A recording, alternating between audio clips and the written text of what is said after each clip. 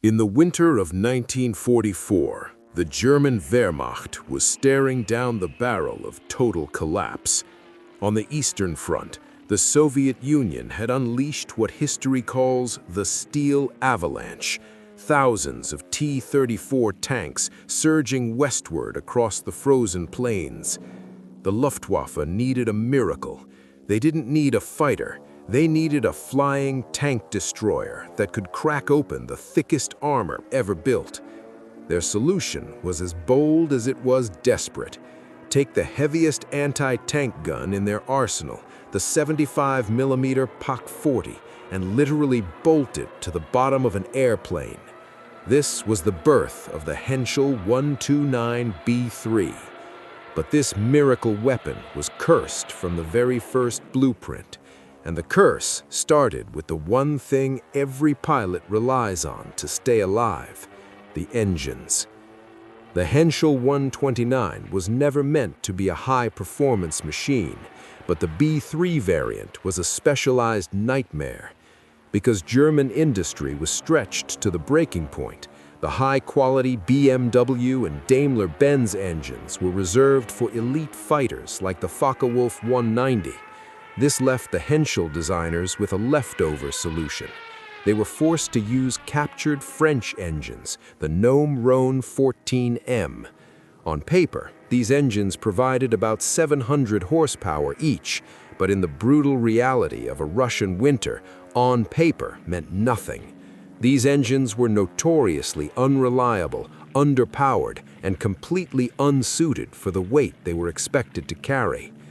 When you added the weight of the massive 75mm cannon, the ammunition drum, and the heavy cockpit armor, the aircraft became a lead weight with wings.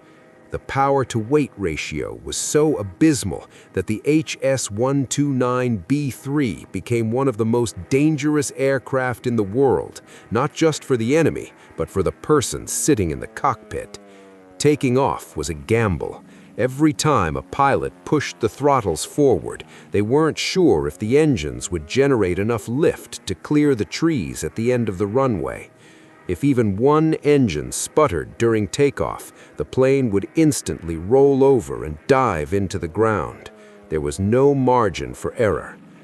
The conditions on the Eastern Front only made the engine situation more pathetic.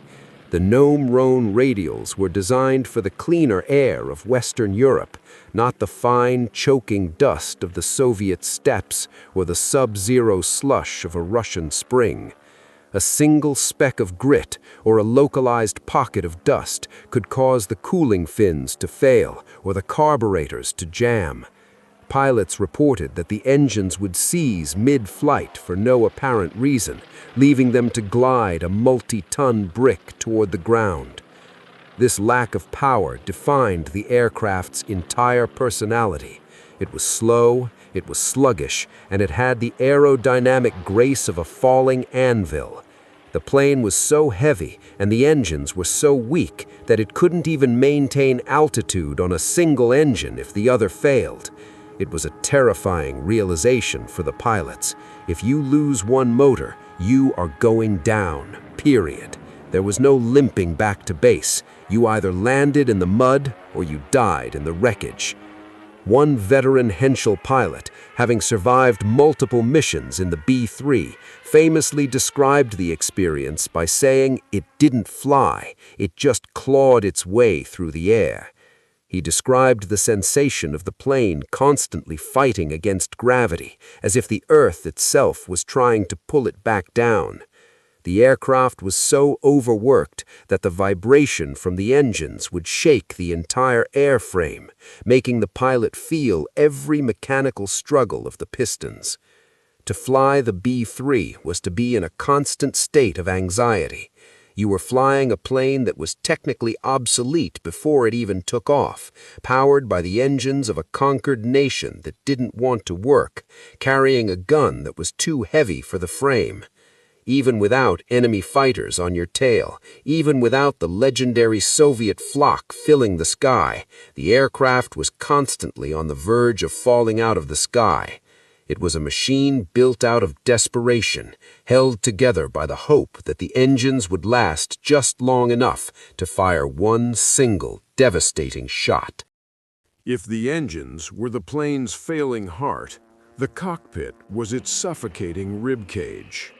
To understand the Henschel 129B3, you have to imagine a pilot not sitting in a cockpit, but wearing it like a suit of armor that is 2 sizes too small. Because the aircraft was designed to fly low, directly into the teeth of Soviet ground fire, the designers prioritized survival over everything else. They constructed a heavy steel bathtub around the pilot, composed of armor plating ranging from 6 to 12 millimeters thick. While this kept bullets out, it also kept the pilot trapped in a space so narrow that a large man couldn't even turn his shoulders. The space was so incredibly cramped that the standard layout of an aircraft cockpit became impossible. There simply wasn't enough room on the dashboard for all the necessary equipment. In a typical fighter, a pilot can glance at his center console to see his speed, altitude, fuel levels, and engine temperature. In the Henschel, there wasn't enough real estate for the gauges. The engineers were forced to make a radical and dangerous decision. They bolted the engine instruments to the outside of the aircraft. Imagine flying into a high-speed combat zone, shells exploding around you, and having to look out the side window, past your wing, to read the oil pressure on the engine nacelle itself. To see how much fuel you had left, you had to squint through thick, vibrating glass at a dial sitting out in the wind and rain. In the winter, these external gauges would often frost over or become caked in mud, leaving the pilot flying blind, guessing how much life was left in his failing French engines. The visibility issues didn't stop there. To protect the pilot from head-on fire, the windshield was made of armored glass nearly 3 inches thick. This glass was so dense that it distorted the pilot's view, and the framing was so heavy that it created massive blind spots.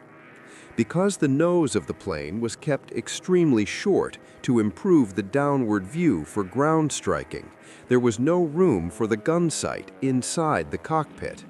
The Revi gun sight, the very thing needed to aim that massive 75mm cannon, was mounted outside on the nose, sitting on a bracket in front of the windshield. During a dive, the pilot had to align his eye perfectly with a sight that was shaking violently in the slipstream. If the windshield got covered in oil from a leaking engine, a common occurrence, the pilot was effectively neutralized. He couldn't reach out to wipe it, and he couldn't see through it. He was a passenger in a steel coffin. Furthermore, the control stick was shortened to fit the tiny space, meaning the pilot had very little leverage. Because the plane was so heavy and the flight controls were manual, meaning no hydraulic boost, the physical effort required to move the wings was exhausting. Pilots reported that after a 30-minute mission, they would emerge from the cockpit drenched in sweat and physically shaking from the effort of manhandling the heavy aircraft through the sky. The heat inside was another nightmare. With 2 massive radial engines sitting just feet away from the thin steel walls of the cockpit and almost no ventilation to speak of, the temperature inside the bathtub would soar. In the summer, it was an oven. In the winter, the freezing steel pulled the heat right out of the pilot's body, despite the engine heat. There was no comfort, no ergonomics, and no room for error. Psychologically, the cockpit was a test of nerves. The pilot sat so close to the armored glass that his face was almost touching it. The noise was deafening. The roar of the engines, the whistling of the wind through the external mounts, and the terrifying sound of ground fire pinging off the steel bathtub. You weren't flying a plane, you were riding a bullet that was constantly trying to stall. It was a workplace designed by engineers who had forgotten there was a human being involved. Every switch, every lever, and every dial was a compromise. The pilot was an afterthought, a necessary component squeezed into a steel box, tasked with aiming a weapon that the aircraft was never truly meant to carry. It was the ultimate claustrophobic nightmare, 50 feet above the Russian soil, where one wrong move meant the steel bathtub would become a permanent tomb. The final and most terrifying chapter of the Henschel Hs 129B3 story is the weapon itself, the Bordkanon 7.5. This wasn't just a large machine gun, it was a fully fledged 75mm anti-tank artillery piece, complete with a massive 12-round rotary magazine. It was the largest and most powerful automatic weapon ever fitted to a production aircraft. But while the gun was a masterpiece of engineering, its relationship with the airframe was one of pure, violent physics. When a pilot pulled the trigger, he wasn't just firing a weapon, he was initiating a mechanical earthquake that threatened to shake the plane out of the sky. The physics of recoil are unforgiving. When the BK 7.5 fired its 15-pound tungsten core shells, the rearward force was immense, roughly equivalent to being hit by a mid-sized car at 60 miles per hour. Because the Henschel was so light and underpowered, this recoil didn't just rattle the wings, it physically shoved the entire aircraft backward in the air. Pilots described the sensation as hitting a brick wall at 200 miles per hour. With every shot, the aircraft's airspeed would drop by as much as 10 to 15 miles per hour instantly. In a plane that was already struggling to stay above stall speed due to its weak engines, a 3-round burst could literally slow the plane down so much that it would fall out of the sky. This violence had a devastating effect on the airframe. The Henschel Hs 129 was never designed to absorb the kinetic energy of a 75mm cannon. Over time, the repeated shock waves caused the fuselage to warp. Rivets would pop like champagne corks, and internal mounting bolts would shear off under the stress. The vibration was so intense that it would often shatter the thick armored glass of the cockpit or cause the engine instruments, those gauges bolted to the outside of the plane, to simply vibrate until they broke. It was a machine that was slowly committing suicide every time it went to work. Then there was the issue of accuracy.